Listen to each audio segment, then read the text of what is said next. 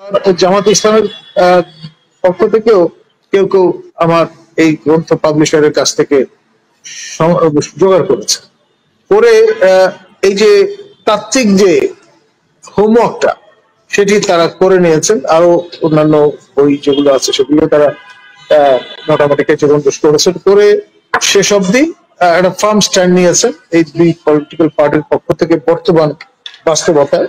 সেই বিষয়টা মনে রেখে হয়তো তারা এই দিবসটি পালন করবার ঘোষণা দিয়েছেন। আর এর পাশাপাশি আপনার 5 অগস্ট সেই দিন বিগত সরকারের বিদায় দিবস, পতন দিবস এবং আবু সাইদ ও অন্যান্য শহীদদের প্রতি স্মরণে এই দিবসটি পালন করা, অথবা আপনার শুধুমাত্র শহীদ দিবস এই হিসাবে পালন করবার প্রস্তাবনা অনেকের মধ্য থেকে আছে।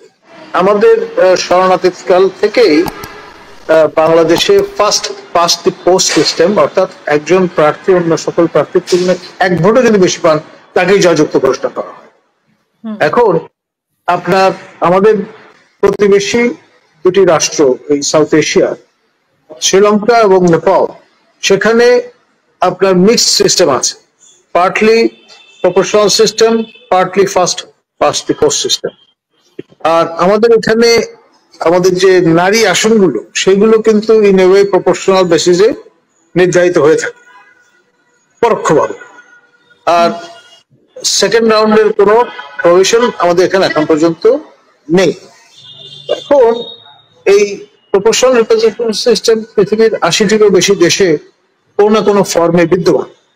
এই বিষয়টা নিয়ে আমি একটি গ্রন্থ রচনা করেছিলাম। বেশ এই ডিবেটটা তখন থেকে শুরু হয়। আমি 90 শুরুতে আপনার ভয়েস অফ আমেরিকা ওয়াশিংটন ডিসিতে বসে এই পদ্ধতি নিয়ে চিন্তা ভাবনা করার একটা আলোচনা শুরু করেছিলাম, to kick the ball rolling.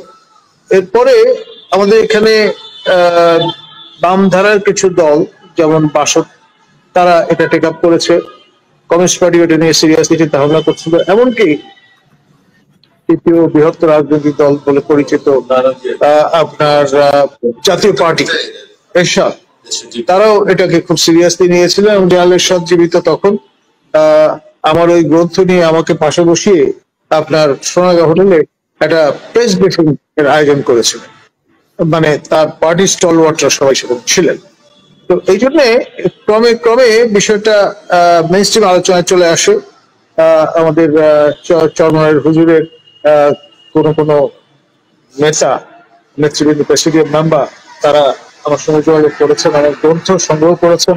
আবার জামাত ইসলামের পক্ষ থেকেও কেউ কেউ আমার এই গ্রন্থ পাবলিশারের কাছ থেকে জোগাড় করেছে করে এই যে তাত্ত্বিক যে হোমওয়ার্কটা সেটি তারা করে নিয়েছেন। আরো অন্যান্য বই যেগুলো আছে সেগুলো তারা মোটামুটি কেচে বন্ধুস করেছেন করে শেষ অব্দি একটা ফার্ম স্ট্যান্ড নিয়েছেন এই দুই পলিটিক্যাল পার্টির পক্ষ থেকে বর্তমান বাস্তবতায়।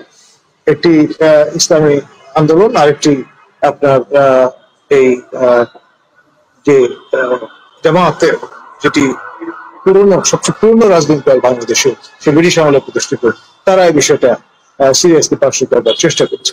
এখন ধরুন পলিটিক্স আসলে at the end of the day it's art of compromise.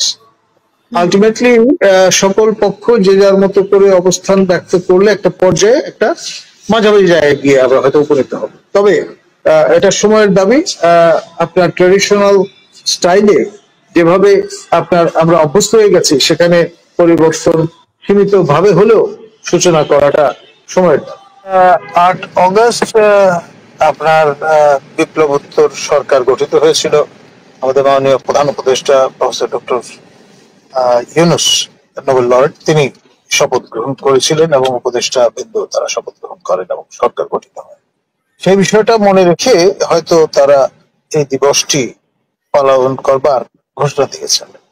আর এর পাশাপাশি আপনার 5 অগস্ট সেই দিন বিগত সরকারের বিদায় দিবস, পতন দিবস এবং আপনার সেই দিন থেকে নতুন যাত্রা শুরু হয় এই স্বাধীন সার্বভৌম রাষ্ট্র বাংলাদেশে। আর 16ই জুলাই আমার প্রিয় ছাত্র আবু তার এই শাহাদাত বরণের মধ্য দিয়ে আপনার যে মিশনটা হয় সেটি পরে একেবারেই হাতের বাইরে চলে যায় তৎকালীন হাসিনা সরকারের, এবং শেষ অবধি বিপ্লব সফল হয়। আমার আরেক ছাত্র মুগ্ধ, তিনিও যথেষ্ট আপনার প্রমিনেন্স অর্জন করেছেন। আমার পূর্বতন যে প্রতিষ্ঠান বিউপি, বাংলাদেশ ইউনিভার্সিটি প্রফেশনালসের, যেখানে আমি উপাচার্য ছিলাম, তিনি সেখানে পড়তেন। এবং তাদের এই দুইজনের কারণে আপনার ব্যাপক যে পরিচিতিটা সেটি হয়েছে দুজনের, কিন্তু অগন্তি আপনার ছাত্র জনতা তারা আত্মহত্যা দিয়েছেন, তাদের অঙ্গহানি ঘটেছে, তারা মানসিকভাবে বিপর্যস্ত হয়েছে। এই যে আপনার বিষয়, সেই বিষয়টি মনে রেখে হয়তো সেই কারণে অনেকে বলছেন যে আবু সাইদ ও অন্যান্য শহীদদের প্রতি স্মরণে এই দিবসটি পালন করা, অথবা আপনার শুধুমাত্র শহীদ দিবস এই হিসাবে পালন করবার প্রস্তাবনাও অনেকের মধ্য থেকে আছে। তবে যেহেতু আমার একটা পক্ষপাতিত্ব আমি বলবো থাকবে, যেহেতু আমার সময় আবু সাইদ ভর্তি হয়েছিলেন এবং তার আত্মহত্যাটাই, তার জীবন উৎসর্গ করাটাই কিন্তু আপনার ইগনিশন হিসেবে কাজ করেছে, অর্থাৎ যে মশাল প্রজ্বলিত হয়েছে সেটা নির্বাপিত হয়নি। সেই জন্য তার নামটি সঙ্গে অন্য সবার অবদান স্বীকৃত হলে একসাথে ভালো হয়। ধন্যবাদ।